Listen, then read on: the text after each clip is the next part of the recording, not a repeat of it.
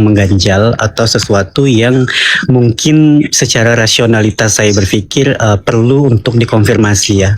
Nah, untuk bisa mengkonfirmasinya kan salah satunya dengan data yang berbasis kebenaran, data yang menyampaikan sesuatu dengan kebenaran. Setidaknya dua esensi yang ingin saya ketahui tentang Islam.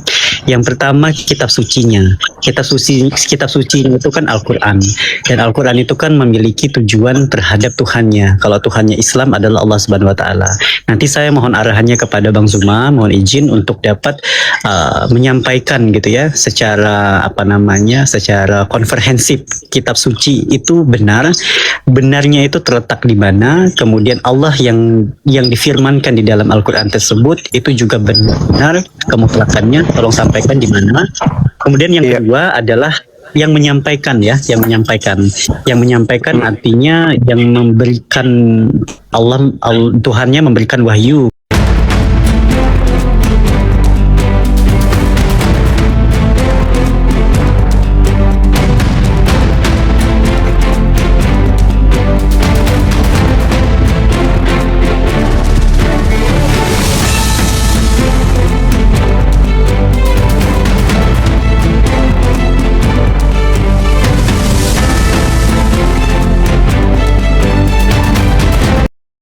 Assalamualaikum warahmatullahi wabarakatuh. Selamat datang di channel Cahaya Debat, tempat kita membahas berbagai topik keimanan dan penuh penghormatan. Pada video kali ini kita akan menyaksikan debat antara apologet Islam dan Kristen yang akan mengupas berbagai pertanyaan penting seputar keyakinan, sejarah, dan kebenaran. Dengarkan dengan pikiran terbuka, ambil pelajaran yang bermanfaat, dan tetap junjung tinggi sikap saling menghargai. Mari kita tonton diskusi dan debatnya sekarang. Malam. Assalamualaikum. Waalaikumsalam warahmatullahi wabarakatuh. Kenapa belum tidur Bang jam segini Bang? Ya lagi nonton sampean Bang. Ya sakit. Kata Yakobus yang belum tidur itu orang sakit, yang tidur sehat. Kenapa katanya tidur yuk Bang. Kenapa gak naikin pendeta aja Bang? Udah pada tidur orang-orang sehat. Capek pakai kalkulator tadi. Saya dari semalam nonton sampean lo Bang, seru banget. Alhamdulillah. Waktu dialog dengan siapa? Yang cicak tuh semalam, terus sama pendeta-pendeta yang emosi itu kemarin malamnya. Oh iya. Tuh tengoklah di bawah orang sakit semua, katanya sakit perut ketawa, sakit rahangnya, ngilu giginya ketawa. Ada cekukan gara-gara sesak napas tertawa. Udah bilang sakit. Mules perut gue. Idola saya sampean Bang. Alhamdulillah, makasih. Kita ini dulu, kita sapa teman kita. Halo Restar. Halo. Oh, mohon maaf Bang Juma, mohon maaf ke salah tekan, untung kagak salah Tuhan. Udah aku bilang kan, udah mulai gemetaran dia kan, salah tekan ya kawan kita ini. Iya nggak apa-apa. Bang Juma tidak, tapi saya tidak salah Tuhan. Itu yang penting itu, jangan salah Tuhan. Nggak apa-apa. Ya. Makasih. Alhamdulillah. Alhamdulillah. Oke Bang, masih ada yang ingin disampaikan, yang tidak ingin disampaikan silakan. Aman? Kalau saya kan Muslim Bang. Saya satu arah sama sampean. Oh, masya Allah, alhamdulillah. Kita standby di bawah sama-sama Bang ya. Iya Bang. Iya, aku turun juga nih, biar rungkat nih. Ketawa lu. Ya standby di bawah semua, siapa yang di atas? Iya juga sih, lupa saya Bang. Ya ada pastor. Tunggu. Iya, nggak ada, orang sakit semua ini. Ini yang minta. Oh ini dia. Ini saudara kembarnya Sumanto. Assalamualaikum Bang Zuma. Waalaikumsalam. Dari mana Bang? Saya dari Aceh Bang. Ais, panat. Bang. Aduh. Halo saudara Miranto. Assalamualaikum. Waalaikumsalam. Gimana kabarnya Sumanto, sehat? Alhamdulillah. Alhamdulillah, syukurlah. Salam kenal bang. Iya, Dari Lampung. salam kenal. Oh, dari Lampung. Ini beneran saudaranya Sumanto? Ya bukan lah bang. Astagfirullahaladzim, salah lu. Salah ya kubus, bukan.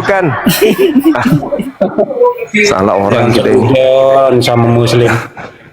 Bukan, aku nanya. Ternyata bukan ya. Alhamdulillah bukan. Alhamdulillahirrabbilalamin.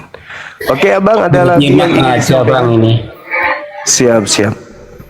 Kita naikkan onten ya bang ya. Oke, makasih abangku, sehat selalu. Halo bang, Bang ada Juma, lagi? saya izin turun dulu Bang Juma ya. Oke Dinda, makasih ya. Ya. Ya, istirahat. Nanti sakit. Assalamualaikum. Waalaikumsalam.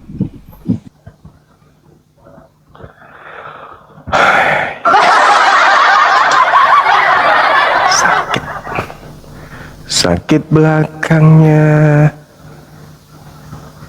Oh, Dende.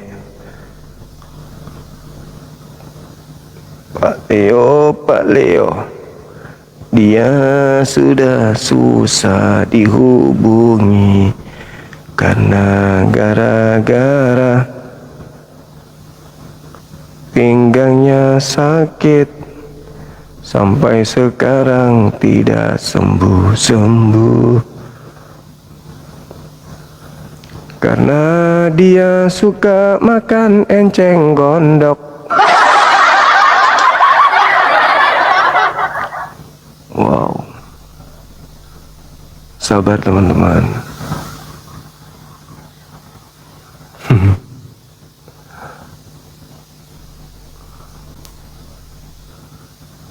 Apa iki?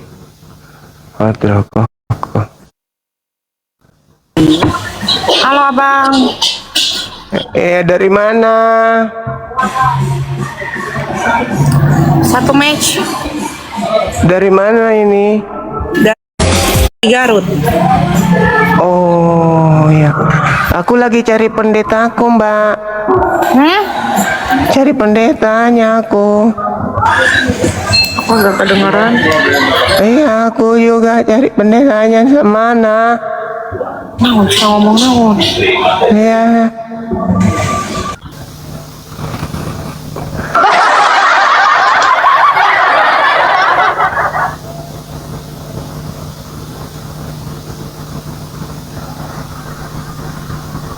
Mana orang-orang ini?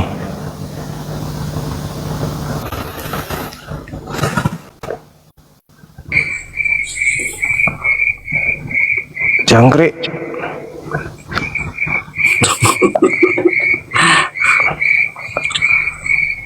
Halo. Halo, salam. Salam. Ya, shalom. Ya. Iya bang, saya cuma mau kasih lihat anak-anak ada dari tadi nonton ini. Oh gitu. Malah PNG pada nontonin abang, senang katanya. Alhamdulillahirabbil alamin. Salam sama mereka anak-anak kita di sana. Siap. Allahu Akbar. Assalamualaikum. Jangan rokok. Waalaikumsalam. Oh, mantap. Di mana Dari posisi? sore bang, ini ikutin abang dari tadi kita nonton. Kita tadi anak 6, cuma ada yang lain sudah naik nonton di atas. Siap. Ini di mana ini? Kita lagi di Asiki bang. Asiki mana itu? Asik itu Papua Selatan bang. Papua Selatan. Merauke. Merauke, iya. Tadi kemarin ada yang sada di komalnya bang Faruk. Faruk. Alhamdulillah. Oh, dari sana. Ya, bukan yang isunya informasinya ke saya itu ada yang mau satu desa katanya mau syahadat.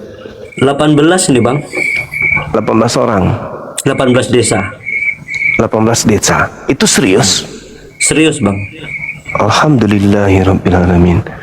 Subhanallah. Penggeraknya siapa? Siap, saya saja bang, sendiri bang. Oh, alasan mereka mau meninggalkan agama lama apa?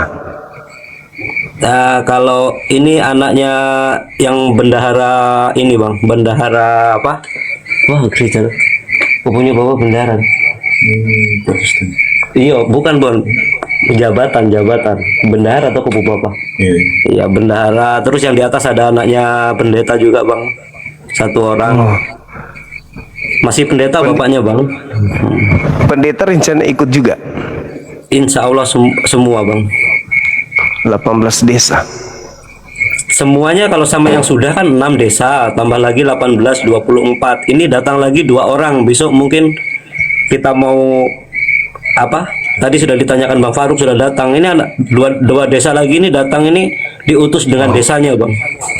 Wow. Wow. Subhanallah. Artinya terjadi lagi kisah Ustadz Fadlan. Siap. Papua bersyahadat, Masya Allah, luar biasa. Baik. Mungkin ada yang ingin disampaikan, Bung? Enggak bang, tadi saya cuma bilang coba kita tes itu tindis naik biar apa abang bisa lihat kamu saya bilang. Ada yang di belakang senyum dong. Senyum. Masya Allah, ganteng, cakep. Makasih ya. Ya Alhamdulillah. Salam sama teman-teman di sana, salam perjuangan dari Bang Suma bilang. Siap Bang Bima. Oke, sip. Siap. Kita nyimak aja Bang Bima. Oke, makasih ya Bung ya. Ya, Ada apa-apa makasih banyak, kontak Bang Faruk. Sehat selalu Bang Bima. Amin. Doa yang sama buat teman-teman kita. Ya, Salam perjuangan. Waalaikumsalam warahmatullahi wabarakatuh. Masya Allah. Hal ini teman-teman yang kita sudah rapatkan semalam terkait dengan informasi dari sana, ada beberapa. Kalau semalam itu satu desa yang diinfokan ke saya dan ternyata sudah banyak. Kalau dari Ustadz Fadlan sih bukan satu desa lagi, ada beberapa kecamatan waktu itu yang sempat meluk Islam hanya gara-gara sabun mandi kan. Gara-gara diajarin mandi pakai sabun, diajarin wudhu, akhirnya mereka jatuh cinta dengan Islam. Oke, kita doakan semua teman-teman pergerakan teman-teman itu bisa berjalan dengan baik insya Allah. Halo saudara RY, semangat malam. Selamat malam Bang Zuma. Ya, boleh buka kamera, Bung, silakan. Oke. Cuman gelap Dari Bang Zuma, jadi saya nggak apa-apa. Katolik apa Protestan ini? Saya Protestan, gereja karismatik.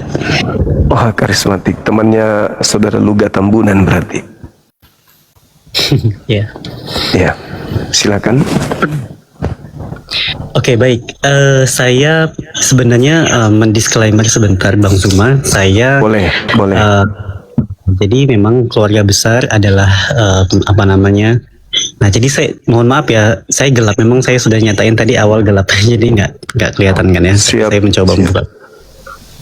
Oke, jadi saya adalah keluarga besar memang semuanya Kristen ya. Saya juga termasuk apa namanya ada keturunan Chinese-nya gitu, sehingga memang keluarga besar adalah Kristen seperti itu.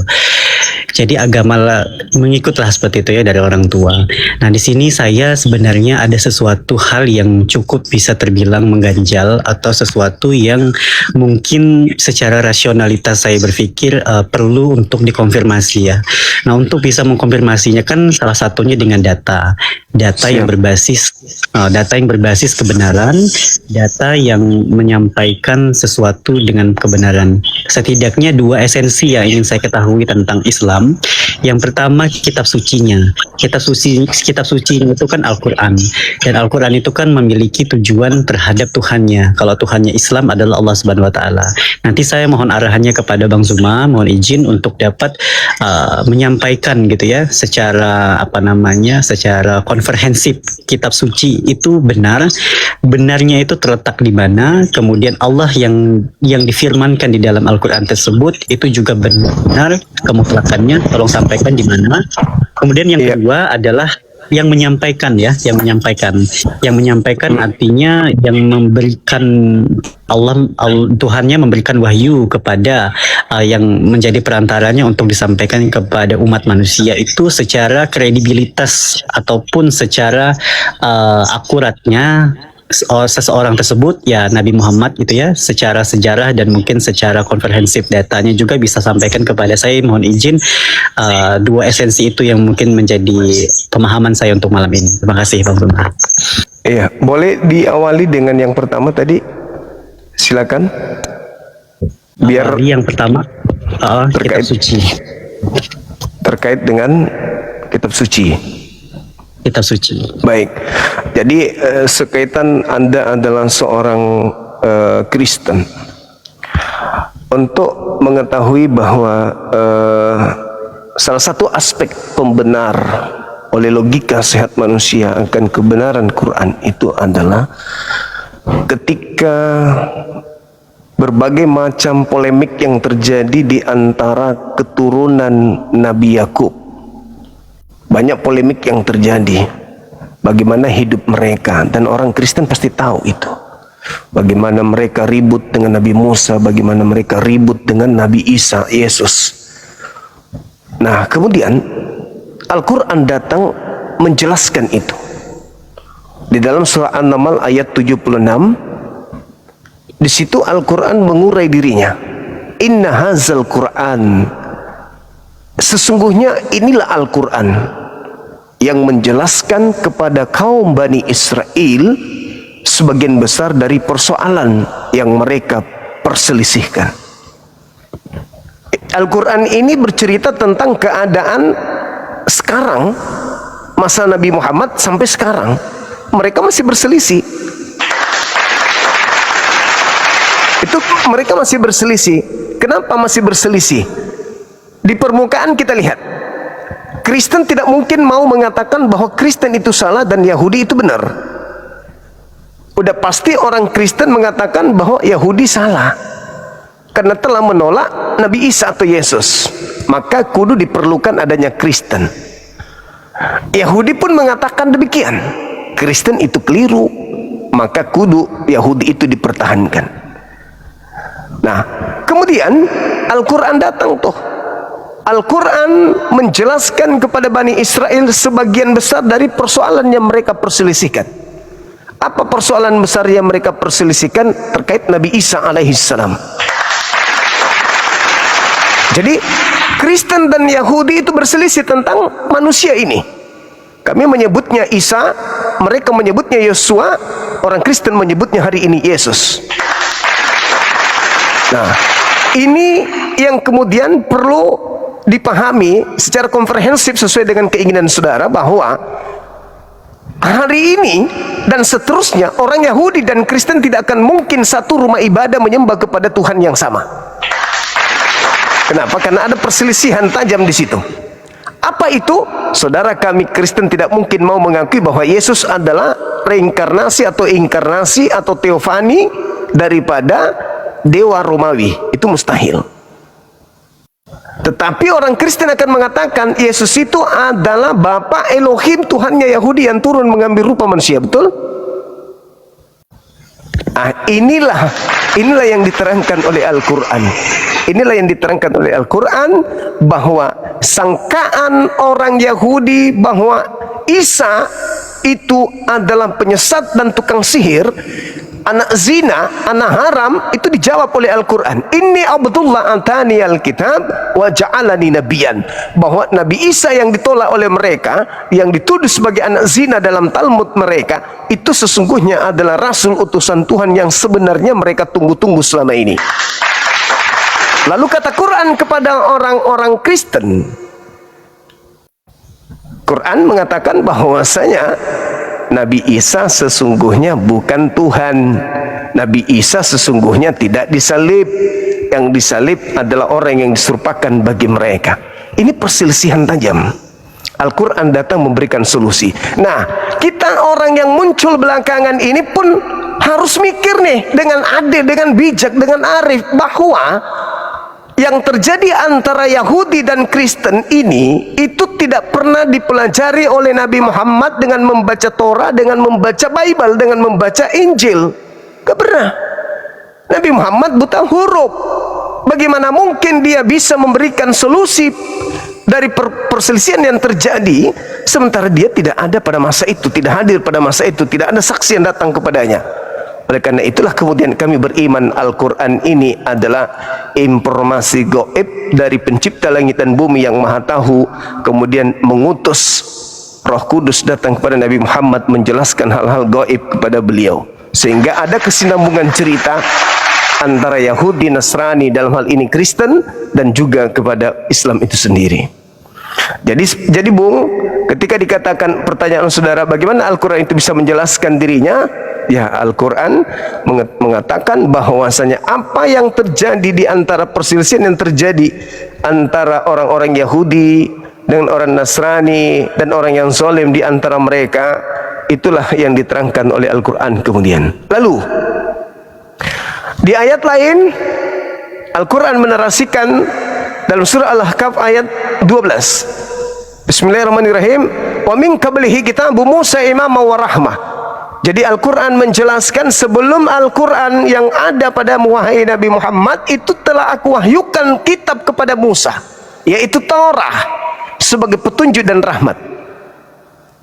Sebagai petunjuk dan rahmat. Nah, kalau di dalam konsep agama Kristen, maaf, bukan saya mau merendahkan, tetapi ini fakta real tertuang di dalam kitab saudara.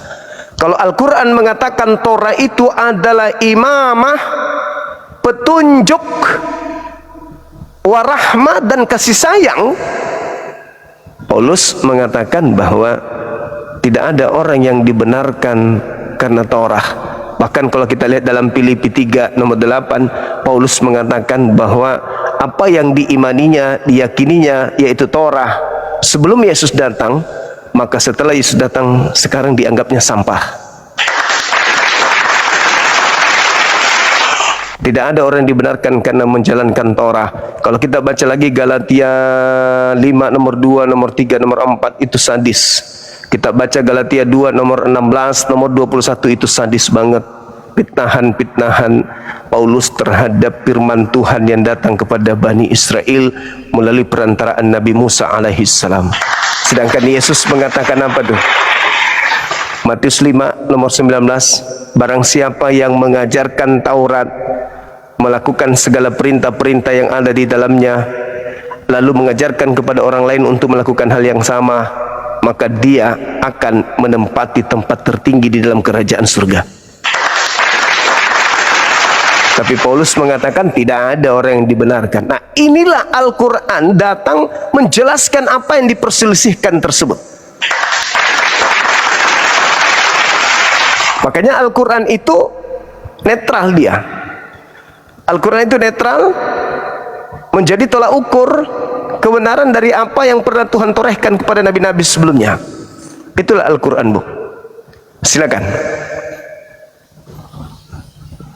Baik, oke. Jadi dua objek diskusi tersebut itu sudah saya catat ya, poinnya, apa namanya, datanya ya. Yang saya highlight di sini adalah datanya, data yang menunjukkan bahwa kitab sucinya itu memang luar biasa ya powernya. Jadi saya menyatat power. Saya izin pakai bahasa saya ya. Semoga dimengerti. Silakan. Saya ngikut, Bang. Silakan. Ya, jadi power dari Al-Quran ini saya akui sangat luar biasa karena memang Tuhan Allahnya itu gitu ya, Tuhan, mohon maaf kalau saya salah menyebutkan namanya, itu luar biasa karena juga disupport dari data yang menjadi firman-Nya. Jadi secara secara objektivitas Tuhan itu sendiri dalam Islam itu sangat ditunjang oleh ayat-ayat yang disampaikan Bang Zuma tadi. Kemudian yang kedua, Nabi Muhammad SAW itu yang menjadi perantara dari Al-Quran itu sendiri gitu ya, disampaikan dengan firman-firmannya dan juga wahyu-wahyu yang disampaikan itu juga catat. Nah, tadi saya sudah mendapatkan poin dari kitab sucinya, kemudian di dalamnya ada Tuhan, kemudian yang menerima wahyu tersebut saya sudah pelajari dan saya sudah catat. Sekarang izinkan saya untuk mengetahui sifat-sifat dari Tuhan itu sendiri. Nah, kalau saya mencatat di sini yang saya pelajari, saya ada 1, 2, 3, 4, 5, kurang lebih 5 yang saya catat di sini, seperti Al-Khaliq itu pencipta alam semesta, kemudian Ar-Rahman, Ar-Rahim itu maha pengasih dan maha penyayang gitu ya. Al-Alim itu maha mengetahui segala sesuatu, kemudian Al-Qadir maha kuasa atas segala sesuatu, dan Al-Hayyu dan Al-Qayyum itu adalah maha hidup dan berdiri sendiri gitu ya, tidak butuh bantuan siapapun. Saya sangat ingin fokus kepada sifatnya yang maha mengetahui ya, maha mengetahui segala sesuatu baik yang tampak maupun yang tersembunyi. Nah, dari Al-Alim ini bahwa Tuhan itu maha mengetahui, artinya manusia yang diciptakan di bumi ini sudah Tuhan, sudah Allah ketahui gitu ya. Apakah di dalam esensi pengetahuan yang disampaikan oleh Tuhan ini itu sebenarnya sudah ada settingan kalau bahasanya atau pemrograman di situ. Kalau di dalam Al-Qur'an kalau tidak salah salah satu ayatnya itu menyatakan bahwa tujuan daripada Tuhan atau Allah itu menciptakan manusia adalah untuk beribadah kepadanya, untuk menyembah kepadanya.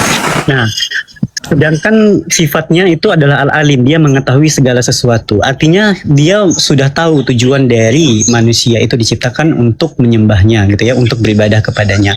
Nah, di situ saya ingin mengetahui lebih dalam menurut perspektifnya Bang Suma gitu ya, bahwa apakah ada suatu pemrograman atau skenario yang sudah disetting oleh Tuhan tersebut untuk mengakui bahwa agar ada sesuatu yang diakui oleh manusia itu bahwa Tuhan ini ada sesuatu pengakuan, ada suatu keinginan pengakuan dari Tuhan gitu ya, bahwa dengan tujuannya untuk diciptakan manusia. Apakah poinnya bisa didapat Bang Suma? Oke, baik. Ya. Jadi gini, saya sangat berbangga sebagai seorang Muslim ketika seorang non-Muslim bercerita tentang sifat Allah yang saya sembah. Di antaranya adalah Al-Alim, maha mengetahui, atau Al-Khabir, maha mengetahui. Jadi pertanyaan ini syarat dengan ilmu. Kenapa saya mengatakan demikian? Tuhan yang umat Islam sembah karena maha tahu, maka Tuhan tidak menampakkan dirinya berupa media. Tuhan tidak menyatakan dirinya dalam bentuk wujud hakikatnya di atas muka bumi ini. Kenapa?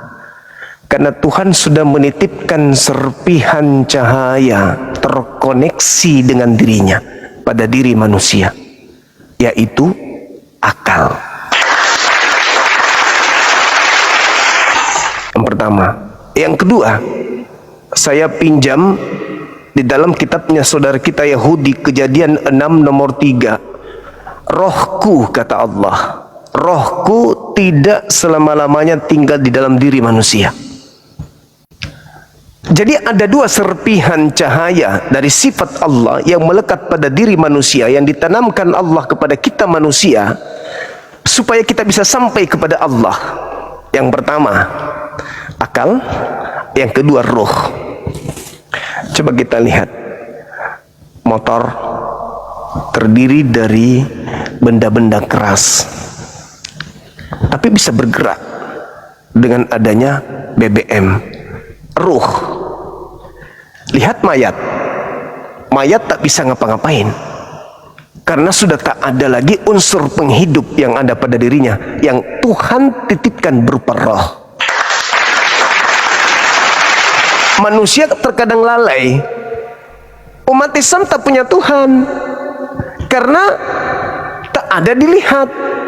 Kami punya Tuhan. Kenapa? Karena kami bisa melihat, yaitu bayi Yesus yang keluar, dipotong nonotnya pada hari ke-8. Itulah bukti ketuhanan kami. Artinya orang ini tidak mengakui bahwa dia itu punya Tuhan, sehingga dia mengakui makhluk utusan Tuhan sebagai Tuhan. Padahal Tuhan sudah menitipkan serpihan cahayanya pada dirinya berupa ruh. Dari sejak dia dilahirkan sampai ia hidup detik ini, dia bersama dengan ruh itu, tapi dia tidak mengenal apa ruh itu yang membuat dia bisa berbicara, yang membuat dirinya bisa ngomong, bisa merasa, bisa berjalan, bisa sombong di hadapan penciptanya dengan menyembah yang lain.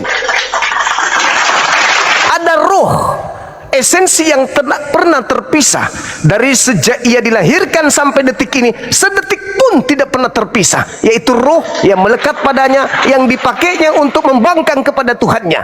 Tapi dia lupa bahwa ketika dia mencari Tuhannya, sebenarnya Tuhan sudah menitipkan cahayanya pada dirinya. Itulah kenapa mereka ini disebut kufur, kafir.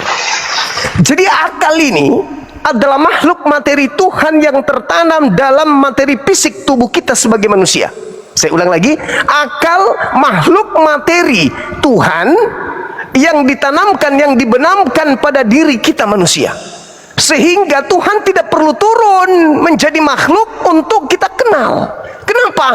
Dengan akal dibuat oleh yang maha mengetahui, disetting oleh yang maha mengetahui, bahwa dengan akal yang aku ciptakan dan aku simpan pada otak manusia inilah yang akan menjadi benang merah penyambung tongkat pemahaman menuju kepada keberadaanku oleh mereka yang berakal. Makanya Al-Quran mengatakan wal yatazakkara ulul albab, hanya orang yang berakal yang bisa sampai kepada Allah. Hanya orang berakal yang bisa mendapatkan pelajaran. Kenapa mencari Allah? Kita bisa berbicara karena Allah. Kita bisa merasakan, kita bisa berkarya, kita bisa melakukan apapun itu karena Allah. Kenapa mencari Allah? Kenapa mencari Tuhan? Makanya dalam Islam itu asyhadu alla ilaha illallah. Aku bersaksi. Kok kamu bersaksi kamu tidak melihat Allah? Kata siapa? Kata siapa aku tidak melihat Allah? Ketika aku bercermin, aku melihat Allah. Ketika aku berbicara, aku melihat Allah berbicara. Ketika aku hidup, aku melihat Sang Maha Hidup sedang menghidupkan. Ketika aku melihat orang mati, aku sedang melihat Sang Maha Hidup mematikan. Lah, kenapa mencari Allah? Sekeliling kita sudah dinyatakan keberadaannya. Makanya kita tidak perlu mencari Allah, karena akal sudah disimpan pada diri kita. Serpihan cahaya yang Allah titipkan sebagai sinyal, alat deteksi untuk menemukan aku. Jadi kita tidak perlu mencari Allah. Allah itu maha tahu. Sama, kembali kepada pernyataan saya tentang Quran. Nih, Alkitab saya. Ini Alkitab saya nih, Al-Quranul Karim. Begitu saya buka, lembaran-lembaran yang ada di dalamnya adalah lembaran-lembaran yang penuh ayat, di mana ayat ini akan menghantarkan manusia paham bahwa Al-Quran ini adalah kalam, dia adalah perkataannya. Kenapa bisa? Karena setinggi apapun pengetahuan manusia, Al-Quran selalu di atas dari ilmu. Kenapa Al-Quran tidak pernah direvisi? Kenapa Al-Quran tidak pernah dikoreksi? 1400 tahun silam, ketukan-ketukan huruf dan bunyi yang muncul di dalamnya berupa dalil ayat menjadi sebuah kalimat, menjadi sebuah instruksi perintah hukum, itu selalu di atas daripada hukum manusia. Sehingga ini tidak perlu direvisi, tidak perlu dikoreksi, tidak perlu ada TB1, TB2, TB3, TBC dan seterusnya, nggak perlu. Kenapa? Karena ini kalam Allah, ini firman Tuhan. Kalau ini firman Tuhan, berarti ini perkataan yang maha tahu. Kalau ini perkataan maha tahu, berarti ini adalah perkataan yang berlaku sepanjang zaman. Karena bagi Tuhan Allah tidak terikat ruang dan waktu. Berbeda kalau ucapan manusia. Pada para profesor, para penasehat presiden bikin satu keputusan, bikin undang-undang, rapat mereka seminggu, sebulan. Tapi ada zamannya, berlaku hanya paling maksimal 5 tahun. Kenapa? Setinggi-tinggi ilmu mereka para profesor akan tergerus oleh zaman, tergerus oleh waktu, akan tertinggal oleh perkembangan. Tapi Tuhan yang maha tahu perkembangan manusia, dari sejak manusia belum dicipta sampai manusia nanti habis di bumi, ilmunya lebih tinggi. Tidak bisa dirubah. Maka Al-Quran tidak pernah kemudian harus direvisi ini. Artinya ketika ada sebuah kitab yang direvisi oleh manusia, berarti manusia itu lebih pintar dari Tuhannya. Berarti itu bukan firman Tuhan. Kenapa? Kalau firman Tuhan, kenapa bisa manusia lebih canggih? Kenapa bisa manusia pengetahuannya lebih terupdate daripada dia? Berarti itu bukan firman Tuhan. Atau itu firman Tuhan tapi sifatnya temporer, hanya untuk kaum tertentu pada masa tertentu. Kalau Al-Quran ini enggak. Ini tidak. Inna nahnu nazzalna dzikra wa inna lahu lahafizun.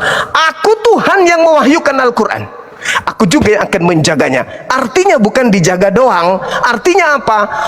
Pergerakan pengetahuan manusia, secanggih apapun mereka, tidak akan bisa mengalahkan ilmu pengetahuan yang ada di dalam Al-Quran. Begitu ada temuan, ternyata 1400 tahun sudah ada di Al-Quran lebih dulu. Baru-baru ini ditemukan tentang sidik jari. Sebelumnya embrio. 1400 tahun sudah ada duluan. Artinya tidak mungkin seorang Nabi Muhammad mengarang. Gak mungkin. Kenapa? Apa yang ditorehkan oleh ilmu pengetahuan hari ini sudah ditemukan, sudah disampaikan oleh Nabi Muhammad 1400 tahun silam. Bukti bahwa ini adalah perkataan pencipta langit dan bumi. Sah oleh ilmu. Gak bisa kita tolak. Gak ada yang bisa menolak itu, kecuali kebencian dan ketidaksukaan terhadap kebenaran. Sedangkan Bible, maaf ini adik. Ini saya punya Bible. Di situ ada menumbuk Bible dari tahun berapa sampai tahun keberapa, itu berbeda kemudian isinya. Apakah ini firman Tuhan? Sama-sama bahasa Indonesia tapi mengalami perubahan. Tidak frontal tapi sangat mempengaruhi. Kalau firman Tuhan, kenapa bisa direvisi manusia? Berarti manusia lebih pintar daripada Tuhannya. Sampai-sampai dia harus mengoreksi firman Tuhannya. Oh, itu bukan firman Tuhan kawan, itu hanya terjemahan. Berarti Anda sudah mengakui Kristen bukan firman Tuhan kitabnya. Serba salah bukan? Tapi kalau Al-Quran tidak bisa direvisi. Kenapa? Setinggi apapun pencapaian hidup manusia, Al-Quran selalu berada di atas. Naik pengetahuan, Al-Quran sudah lebih dulu di atas. Naik lagi pengetahuan, Al-Quran sudah di depan. Naik lagi pengetahuan, Al-Quran di depan. Itu maksudnya apa? Aku Tuhan tahu bagaimana akal manusia akan bergerak dari zaman ke zaman, bagaimana pengetahuan manusia bergerak dari zaman ke zaman. Perkataanku harus lebih tinggi dari atas mereka. Perkataan Tuhan harus lebih tinggi dari perkataan manusia. Ilmu Tuhan harus lebih tinggi dari ilmu manusia. Setinggi apapun karya manusia, karya Tuhan harus jauh lebih tinggi. Namanya Tuhan harus lebih di atas. Maka Al-Quran titipan dari langit turun ke bumi. Sampai hari ini tak ada satu pengetahuan pun yang bisa kemudian menyamainya. Alhamdulillah. Saya kira begitu Adinda, silakan. Ya, luar biasa penjelasannya ya. Saya jadi apa? Jadi terharu gitu, izin Bang Zuma. Alhamdulillah.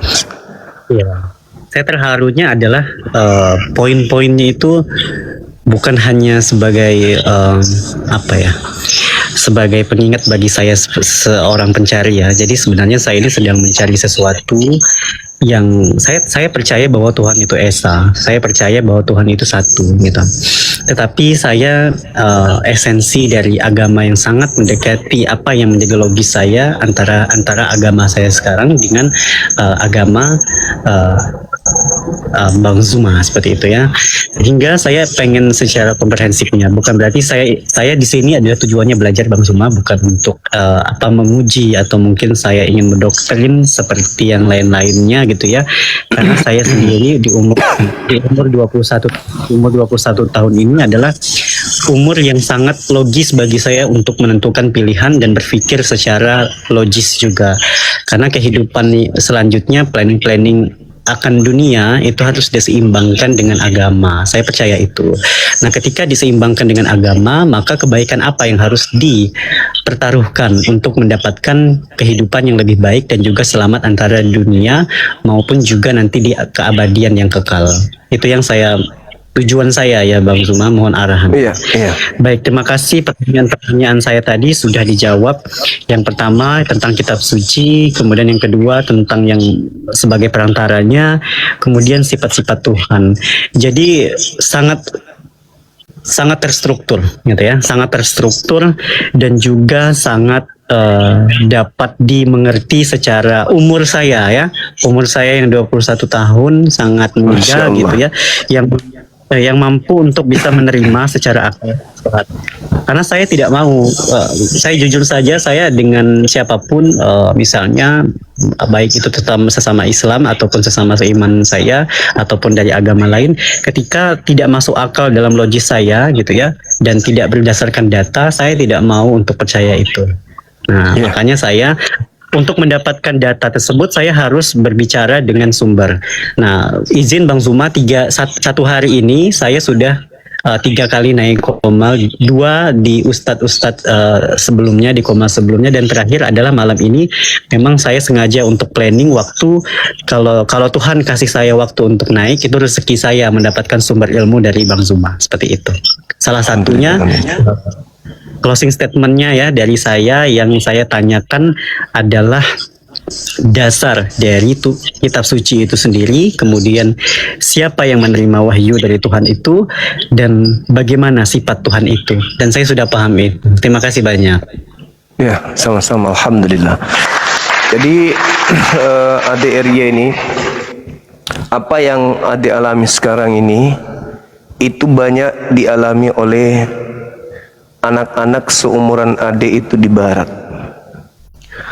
Mereka dalam pencapaian duniawi, segala fasilitas sudah disiapkan oleh orang tua mereka.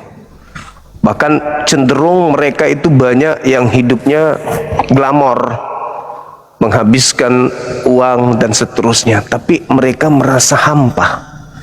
Ketika mereka datang ke rumah-rumah sembahyang mereka tidak menemukan Tuhan di situ. Akhirnya mereka putus asa. Dan apa yang terjadi? Mereka penasaran dengan Islam dan belajar Islam. Sampailah mereka pada suatu titik, ini cerita dari kawan saya yang ada di Amerika. Sampailah mereka pada satu titik di mana mereka bertemu dengan Al-Quranul Karim. Salah satu surah itu adalah surah Al-Baqarah di ayat 23.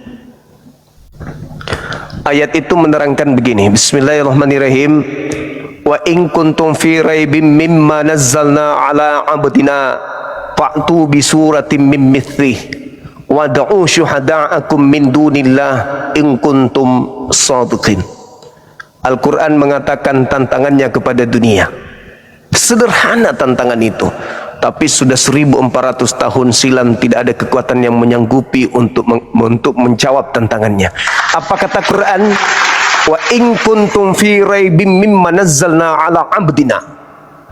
Dan jika kamu wahai manusia meragukan Al-Quran yang aku turunkan kepada hambaku Nabi Muhammad, maka silahkan engkau membuat satu surah, satu paragraf, satu untaian ayat demi ayat yang kau jadikan sebagai kekuatan untuk melawan Al-Quran, yang semisal dengan Al-Quran itu sendiri. Dan ajaklah penolong-penolongmu, kekuatan-kekuatan yang kamu punya di dunia ini, untuk membuat satu surah semisal Al-Quran. Jika kalian merasa lebih benar daripada Nabi Muhammad, jika benar kalian itu merasa orang-orang yang benar, in kuntum shadiqin, silakan. Lalu kemudian Allah mengatakan apa? Fa illam taf'alu wa lan taf'alu fattaqun narallati waquduhan nas wal hijarah uiddat lil kafirin. Buat kalau sanggup, silakan buat satu surah. Kumpulkan kekuatanmu kepada siapapun, kepada Tuhan-Tuhan selain aku, kata Allah. Buat. Kamu tidak akan sanggup, kamu tidak akan bisa membuatnya. Tuhan sudah memaku mati di situ. Kamu tidak akan bisa membuatnya. Fa illam taf'alu, kau tidak akan bisa membuatnya dan pasti tidak akan mampu. Kata Quran tuh, fa illam taf'alu walan taf'alu fattakun narallati waquduhan nas wal hijarah uiddat lil kafirin. Al-Quran mengatakan jawaban daripada tantangan itu Allah sendiri yang menjawabnya. Kamu tidak akan mampu membuatnya dan pasti tidak mampu membuatnya. Subhanallah. Kekuatan di atas muka bumi ini, gelombang kebencian orang-orang terhadap Islam sederhana sebenarnya. Kalau ingin kemudian mengalahkan kebenaran Islam itu sangat sederhana. Buat aja surah, gampang kok, gampang. Saya aja bisa mengarang, bisa membuat satu karangan, bisa nyaku. Berkatalah Sulaiman kepada sahabat-sahabatnya, jika engkau ingin supaya engkau hidup sehat, terhindar dari kutu busuk, kutu-kutu yang ada, maka mandilah dengan menggunakan sampo sangsil, sebab sangsil tiada kemilau seindahnya. Wah, gampang, sederhana. Tapi apakah kalimat-kalimat seperti itu bisa dijadikan sebagai sumber keilmuan yang menjadikan dasar pijakan keilmuan itu sebagai tolak ukur bahwa manusia keilmuannya berbeda dengan Tuhan? Al-Quran bukan hanya untayan kata-kata. Al-Quran bukan huruf-huruf saja, tapi Al-Quran syarat dengan ilmu. Ilmu yang ada di dalamnya, disiplin ilmu yang ada di dalamnya itu sangat kaya. Maka ketika ada orang mengarang seperti yang tadi saya, lalu kemudian disandingkan dengan Al-Quran, tidak akan pernah bisa. Tidak akan pernah bisa. Nah, maka Allah mengatakan, wahai kalian pembenci Islam, pembenci Nabi Muhammad, silakan rontokkan kebenaran Nabi Muhammad sebagai Nabi, rontokkan saya sebagai Tuhan yang kau ingkari dengan cara yang sederhana. Jangan kau berperang, jangan ini, jangan itu. Cukup kau bikin surah satu aja yang semisal dengan surah yang ada dalam Al-Quran, jika kamu sanggup. Tapi Allah mengatakan, sungguh kamu tidak akan sanggup dan kamu tidak akan mampu. Nah, sekarang pertanyaannya, betapa banyak orang yang mengisukan Nabi Muhammad dengan isu-isu yang buruk. Dituduhlah beliau, na'udzubillah, pedofil. Dituduhlah beliau tukang kawin. Dituduhlah beliau sebagai adalah tukang sihir, orang jahat, bla bla bla bla bla bla. Kenapa enggak membuat Al-Quran semisal satu surah aja untuk menggugurkan? Ngapain capek-capek fitnah? Tapi tak sanggup. Tidak sanggup. Maka Allah mengatakan apa setelahnya? Fattakun narallati waquduhan nas wal hijarah uiddat lil kafirin. Kamu tidak akan sanggup, maka takutlah kamu akan api neraka yang bahan bakarnya manusia dan batu yang disediakan untuk orang-orang yang kafir. Apa maksud ayat itu? Silakan kamu buat surah.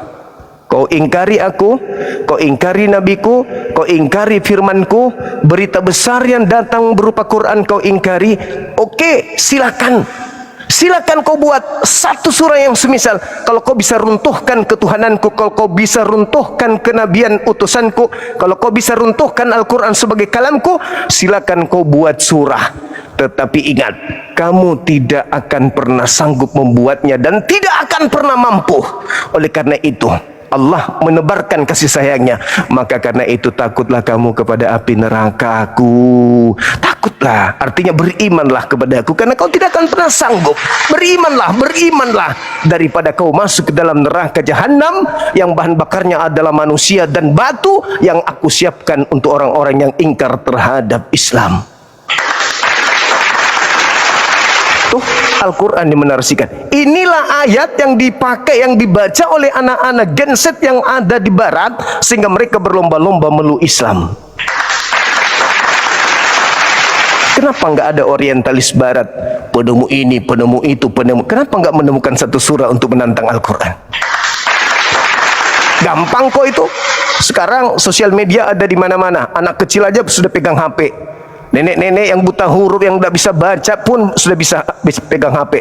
Tinggal viralkan, Al-Quran berbunyi begini. Ini jawabannya, kami bisa bikin surah. Sudah gugur Islam. tapi tak akan pernah sanggup itu. Gak ada kekuatan di bumi ini yang mampu kemudian menandingi. Itulah tadi yang saya katakan bahwa sekiranya Al-Quran itu bukan firman Tuhan pencipta langit dan bumi, maka Al-Quran akan mengalami hal yang sama seperti Bible. Direvisi. Orang yang ada di lembaga Bible Indonesia lebih Tuhan daripada Tuhan. Karena mereka mampu mengoreksi firman Tuhan. Mereka lebih hebat dari Tuhan. Makanya dikoreksi. Oh, itu cuma terjemahannya, Bang. Berarti orang Kristen tidak mengakui ini firman Tuhan.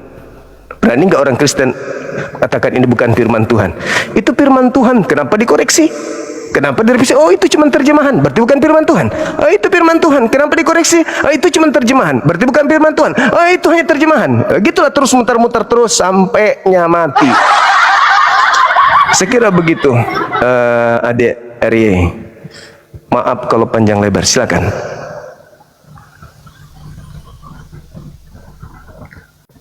Siap. Terima kasih Bang Zuma. Jadi memang kalau sama-sama. saya berkaca dari pengalaman saya sendiri, mungkin sudah ada yang pernah melihat cerita saya sini, tapi saya belum bercerita dengan Bang Zuma. Jadi sebenarnya Oke, silakan. saya itu sudah jadi begini Bang Zuma. Jadi saya itu pada saat itu sedang melakukan penelitian S2 saya. Saya kebetulan background ilmu saya itu adalah tentang pertanian gitu ya.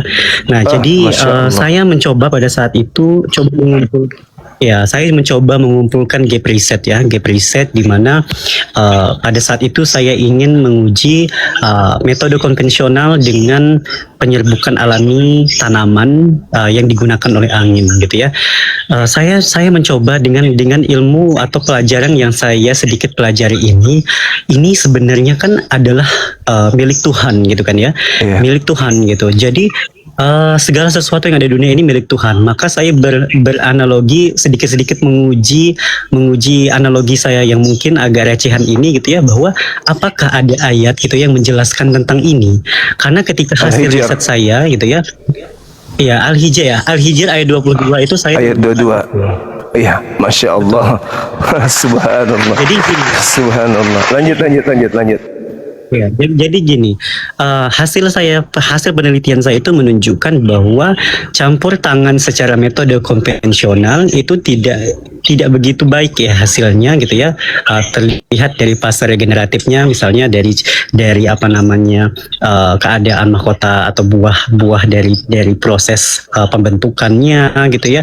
Sedangkan dari angin atau secara alami gitu ya, alamiahnya itu jauh lebih baik gitu ya. Sehingga saya berpikir bahwa ternyata secara alami yang mungkin ada kuasanya adalah Tuhan, itu pembentukannya itu tidak ada perantara yang bisa terukur oleh kemampuan atau ambang batasnya manusia yang terbatas oleh ruang dan waktu. Saya menyimpulkan demikian, walaupun secara ilmiah dan saintifiknya saya menyimpulkan bahwa ini ada proses di mana adanya perilaku gitu ya, atau adanya pengaruh terhadap alam dengan metode yang diikut campurkan oleh konvensional, misalnya dengan caranya kita sebagai manusia misalnya dioleskan, atau dengan cara metode yang secara konvensional demikian gitu ya. Nah, tetapi dengan alamiah gitu ya, dan saya mengaitkan dengan Tuhan gitu, karena tidak mungkin kan angin tersebut bisa bertiup dengan begitu terstruktur yang mampu untuk memberikan pengaruh terhadap tanaman itu dengan hasil yang baik. Seperti itu. Nah, saya mencoba untuk mengkaji di Alkitab ya, bahwa memang tidak tereksplisit, saya harus mengakui tidak tereksplisit seperti yang Al-Hijr 22 itu gitu ya. Nah, tidak teresplisitnya seperti ini. Misalnya, banyak sekali ayat-ayat di dalam Alkitab hanya menyebutkan bahwa angin bertiup dari barat ke timur, kemudian dari selatan ke utara dan lain sebagainya, sesuai dengan mungkin konsepnya angin yang mungkin menciptakan awan kemudian turun hujan. Secara logis saya rasa masuk akal gitu ya. Tetapi ini tanaman yang secara eksplisit, dan ini korelasinya terhadap penelitian saya S2 saya gitu kan. Oh, luar biasa gitu. Nah, ini yang menjadi pertanyaan saya, bahwa kuasa Tuhan yang mana sih yang sebenarnya sebenarnya itu yang luar biasa gitu. Makanya pertanyaan saya di awal adalah esensi Tuhannya Islam, kemudian siapa Tuhannya, kitabnya apa, kemudian siapa yang menyampaikan, itu dijelaskan oleh Bang Zuma. Saya sangat luar biasa menangkapnya gitu ya, tanpa ada celah. Nah itu yang saya rasa bahwa dengan akal saya yang mungkin dikasih Tuhan untuk dapat berpikir secara baik, semoga saya bisa menentukan sesuatu langkah yang baik gitu ya. Karena eksperimen yang saya lakukan ini adalah saintifik ya. Saintifik itu kan tentunya teruji secara data dan ilmiah, dan saya sudah melakukan itu gitu. Terima kasih baik. Bang Zul. Masya Allah. Aku teringat waktu beberapa tahun yang lalu, udah lama ya. Saya waktu itu masih dinas di Parepare. Saya kemudian ditanya sama seorang non-muslim, teman saya. Ketika saya ditanya apa bukti kenabian dari Nabi Muhammad dan apa bukti Quran itu sebagai firman Allah. Betul, saya ingat ayat itu, Al-Quran surah Al-Hijr ayat 22. Saya katakan gini, Nabiku hidup memiliki banyak hikmah.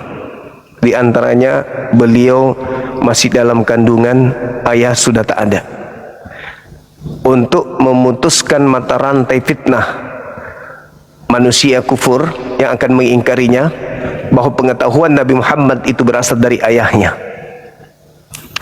Lalu setelah dia lahir, Allah kemudian mengambil ibu kandungnya untuk memutuskan mata rantai fitnah dari orang-orang kufur yang mengingkarinya, bahwa pengetahuan beliau diajarkan oleh ibunya. Dua orang tua manusia terdekat seharusnya kepada manusia bayi itu diambil oleh Allah. Fitnah itu terbantahkan. Teman saya bertanya, maksud lo nerangin itu semua apa? Setelah saya terangkan pamannya, kakeknya, maksud lo katanya apa? Aku bilang gini, aku ingin mengambil sebuah ayat dalam Al-Quranul Karim. Maka saya bacalah surah itu, ayat itu. Bismillahirrahmanirrahim. Wa arsalnar riyaha lawaqi'ah. Yang diterangkan di sana adalah, aku Allah telah meniupkan angin untuk mengkawinkan. Untuk mengkawinkan apa? Mengkawinkan tumbuhan. Lalu aku turunkan hujan. Fa'anzalna minas sama ma'a fa'asqainakumuh. Lalu aku menurunkan hujan dari langit, kata Allah. Jadi bagaimana mungkin seorang Nabi Muhammad bisa mengetahui bahwa tumbuhan itu kawin? Ternyata karena adanya faktor angin. Aku kawinkan, kata Allah, tumbuhan itu, aku tiupkan angin itu untuk mengkawinkan. Subhanallah. Apa jawaban kawan saya pada waktu itu? Oh, kalau seperti itu di agama saya juga ada, Bang Suma. Oh, coba kau kasih dalil. Disebutlah waktu itu, aku belum tahu kitab apa, tapi aku ingat. Dia bilang gini, karena angin itu identik dengan Tuhan kami yang melayang-layang. Jadi Tuhan kami melayang-layang untuk memberikan kehidupan terhadap tumbuhan. Itu jawabannya kala itu. Saya belum bisa membantah, saya cuma manggu-manggu aja. Ternyata dia mengutip Kejadian 1 ayat 1 ayat 2. Jadi Tuhannya melayang-layang. Nah, bukan itu yang jadi persoalan. Malam ini saya kedatangan adik ini mempertanyakan itu. Sekarang saya kembalikan kepada logika sehat. Seperti yang saya uraikan tentang Quran. Kan udah aku bilang tadi kan, pengetahuan manusia tidak akan pernah bisa mengalahkan pengetahuanku.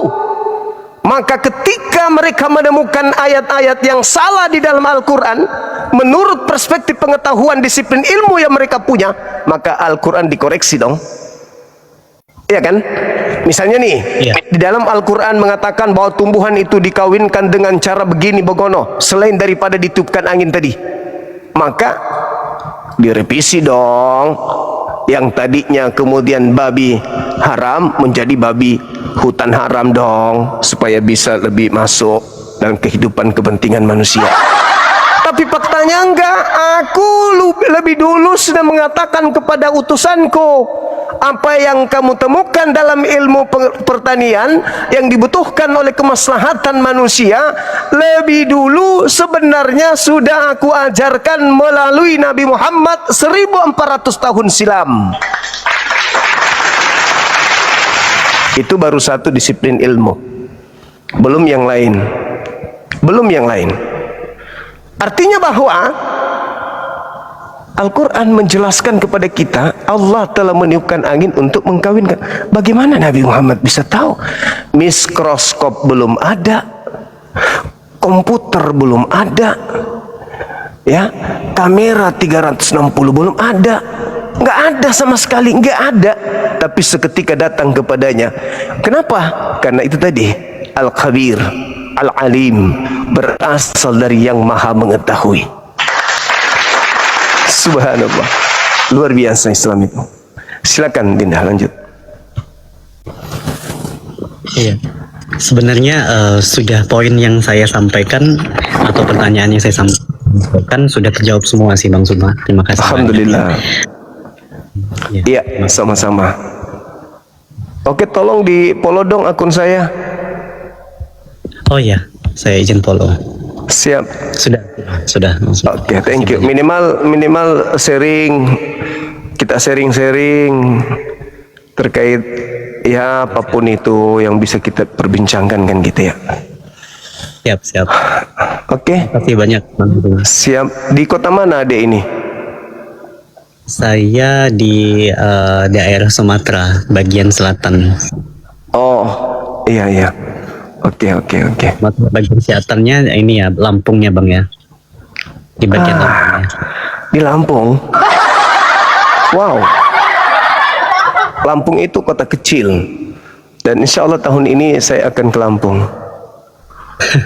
Saya ada PR besar di sana, di Lampung. Ada keluarga di sana yang urusan keluarga di Lampung. Masya Allah. Siap. Terima kasih banyak. Siap. Makasih Dinda. Kita rehat. Terima kasih banyak. Iya, sama-sama. Baik. Iya, salam. Kita telah menyaksikan bagaimana apologet Islam dan Kristen menyampaikan argumen dengan keyakinan mereka masing-masing. Perbedaan yang ada bukan untuk memperkeruh suasana, tetapi menjadi ruang untuk saling memahami dengan lebih dalam. Semoga diskusi ini menambah wawasan kita dan mendorong kita untuk mencari kebenaran dengan hati yang jujur dan pikiran yang terbuka. Terima kasih sudah menyaksikan sampai akhir. Jangan lupa like, share, dan subscribe agar channel ini terus berkembang dan menghadirkan diskusi apologet Islam yang bermanfaat. Sampai ketemu lagi dan nantikan video-video diskusi dan debat apologet Islam selanjutnya. Assalamualaikum warahmatullahi wabarakatuh.